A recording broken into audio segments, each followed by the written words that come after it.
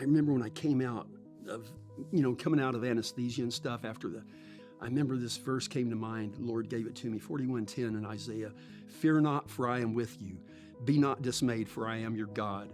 I will strengthen you. I will help you. I will encourage you with my righteous right hand. He'll lift me up.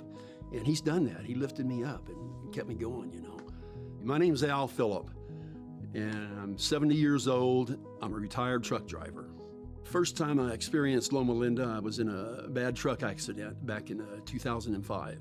And was airlifted here, and the rest of it was left to a wonderful medical staff, and they took care of me, and when I didn't think I was going to make it, they got me through it. I was diagnosed with cirrhosis, and I didn't believe them. I thought, no. But before I was saved, I got saved 30 years ago. It was when I accepted Christ, and I gave up all my bad lifestyle, and I used to drink a lot. And I guess that was the point where my liver started going bad. But it wasn't until years later that they said, you've got cirrhosis.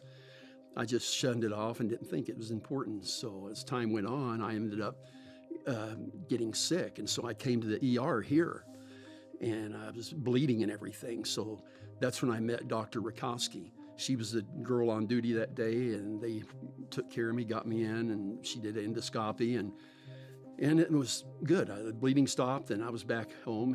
And the thing is, it wasn't getting better. Once you get cirrhosis, it doesn't get better. And I didn't want to believe that. It kept getting worse. And every couple of months, I was back here in the hospital again, getting the endoscopy done for them to stop the bleeding. The varices is what they call it. It's when these vessels burst in your esophagus and stomach. And that's because your liver's not working as it should.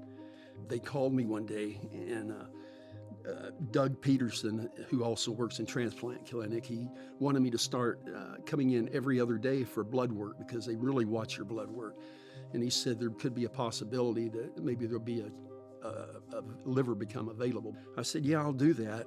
And the next day, I was just beside myself. I was getting to the point I didn't even want to live anymore. I even talked to Dr. Rakowski. I said, how bad is it to just die from this stuff? Is it painful? And she says, stop talking that way. I know you're a man of faith and you trust God, and so don't even go there. You're going to get through this. But I was at that point. I was ready to throw in the towel. But then I just hung in there, and I got that call. And they said, we've got a liver. Get down here. And so I hurried down here, and next thing I know, they were prepping me, getting ready for to go in the OR.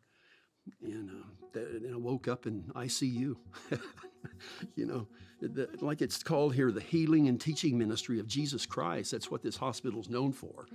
And I can vouch for that. I mean, twice they saved my life here. And,